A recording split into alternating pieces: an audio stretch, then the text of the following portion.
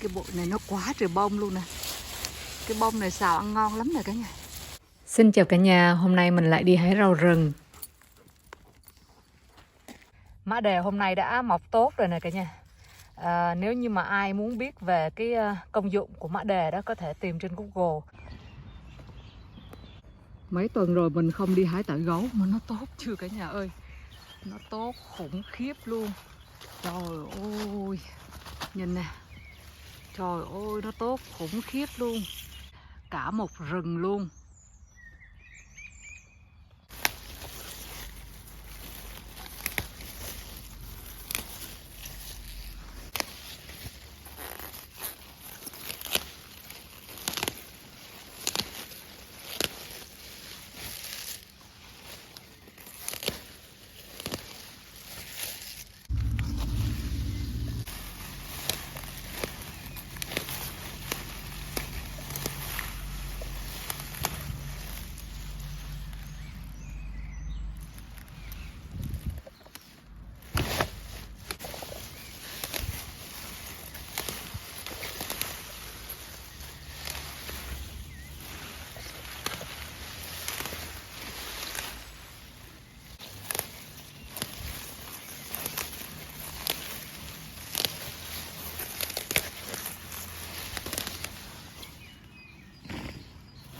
Tỏi gấu này cả nhà thấy không? Khi mà nó lên một cái bụi to như thế này, rất là cao luôn ha. Nhưng mà nó vẫn từng lá từ dưới đất lên này. Đó. Và cái nụ của nó này, nụ của nó xào ăn cũng rất ngon. Chừng là tháng sau nữa thì nó ra bông á, là mình sẽ hết ăn được. Khoảng tháng sau hoa nó nở đó thì cái lá của nó sẽ rất già, ăn hết ngon.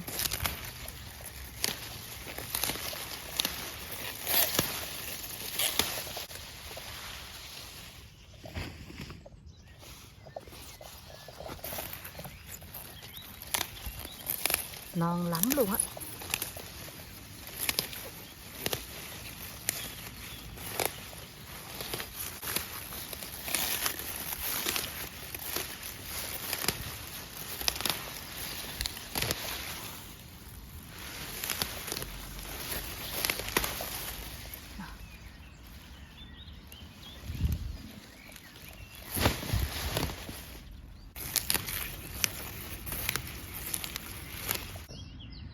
Tỏi gấu nó lên tốt hơn cỏ đó cả nhà.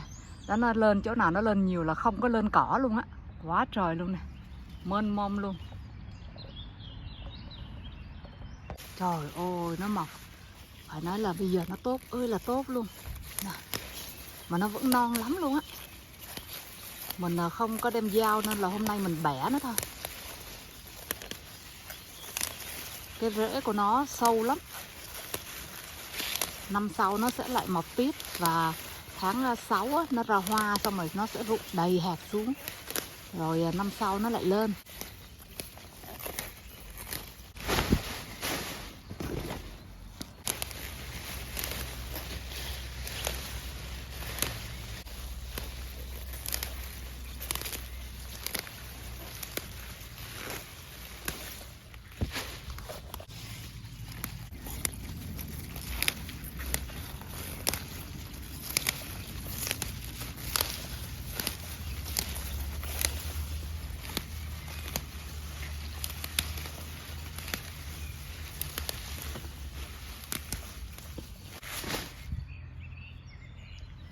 Rồi, mình hái xong một túi rất to luôn.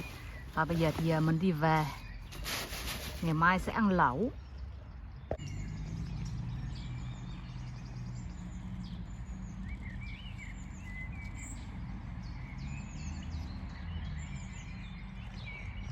Nguyên một túi rau rất to luôn. Hôm nay mình hái mà nó mê gì đâu á.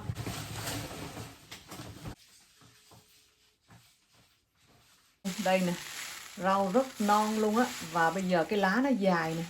Nó tốt ơi là tốt luôn. Nhưng mà nó vẫn non. Chưa có hoa, chưa có nở ra. Khi mà nó nở ra thì nó khá già rồi thì mình ăn nó không ngon nữa. Nhưng mà cỡ này là ăn vẫn rất ngon nè. Thì mình hái rất nhiều luôn. Lần này thì mình sẽ rửa sạch ha. Và khi mà mình muốn trữ tủ đông á thì mình rửa sạch xong mình để ráo. Xong mình sẽ cắt cái phần cọng mình để riêng, cái phần lá mình để riêng, mình xếp cho nó gọn lại, xong rồi mình để vào tủ đông. Rồi mình sẽ nấu lẩu nè, rồi mình sẽ ăn bánh xèo với lại lá tỏi gấu. Hôm trước mình có thử lấy lá tỏi gấu để mình cuốn miếng thịt mình ăn á, mình thấy rất ngon luôn. Tại vì cái lá tỏi gấu này khi mà ăn sống á, thì nó hơi cay cay đó, và nó thơm mùi tỏi, cho nên là mình sẽ đổ bánh xèo và ăn với tỏi gấu cả nhà.